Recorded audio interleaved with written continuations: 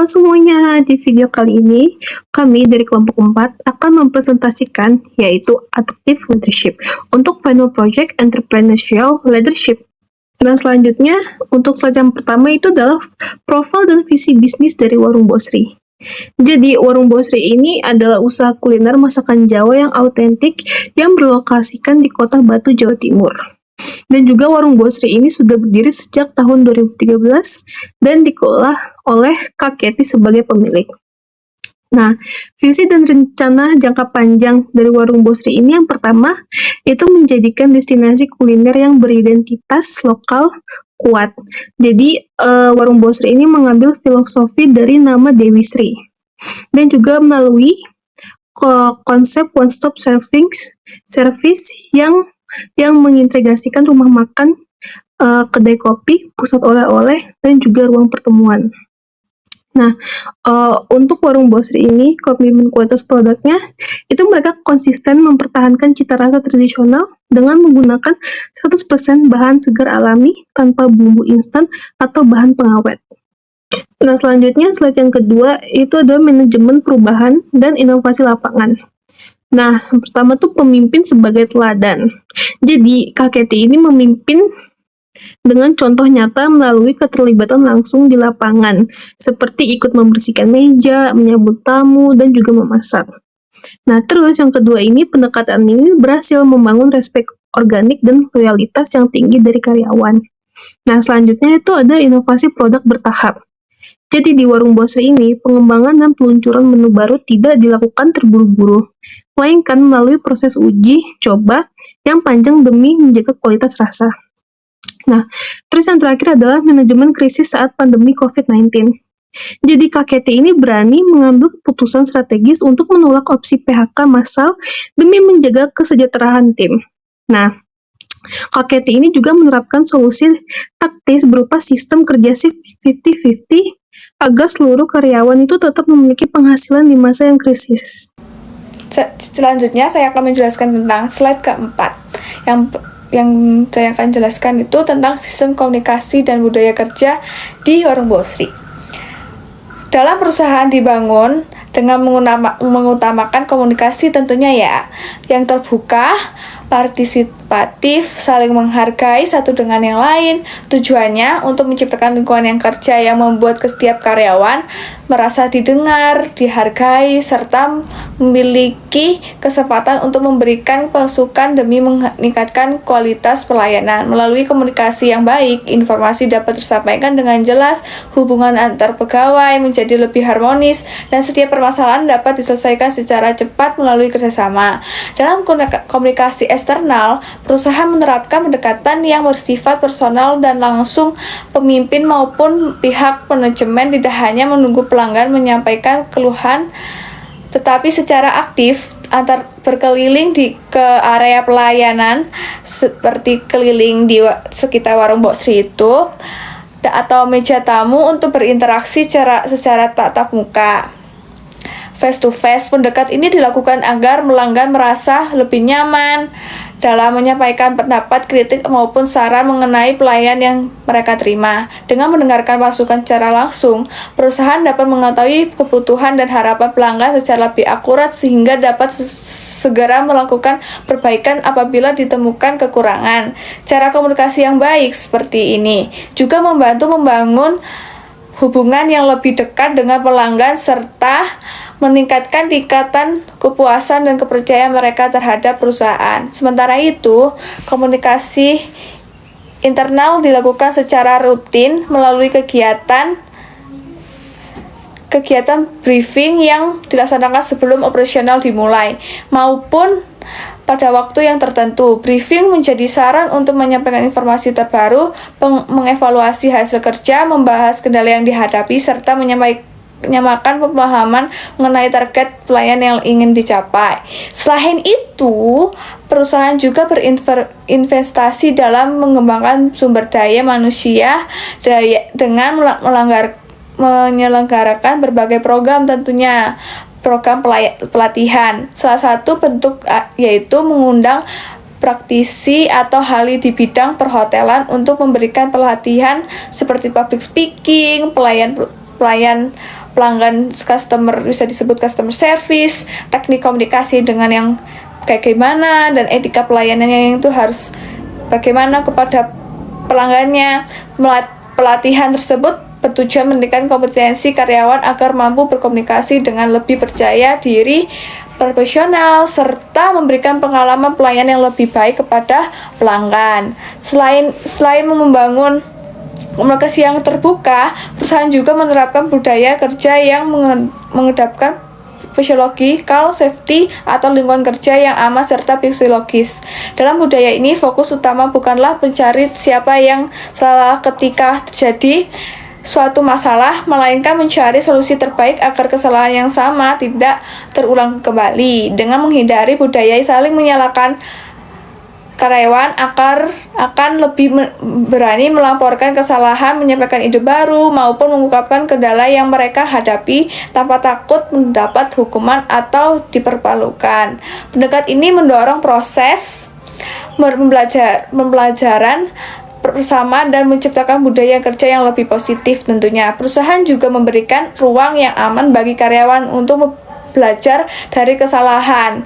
Apa itu kesalahan yang dipandang sebagai bagian dari proses pembelajaran selama tidak dilakukan dengan sengaja atau berulang-ulang. Karena kelalaian, oleh karena itu setiap kejadian menjadikan bahan evaluasi untuk memperbaiki sistem kerja, meningkatkan keterampilan karyawan, dan mencegah terjadi masalah yang sama di masa mendatang. Lingkungan kerja yang mendukung seperti meningkatkan rasa percaya diri, kreativitas, serta motivasi karyawan dalam memberikan pelayanan yang terbaik kepada pelanggan. Selain itu, perusahaan melibatkan pemimpin ini pertama atau supervisor dalam berbagai proses diskusi dan pengambilan keputusan operasional.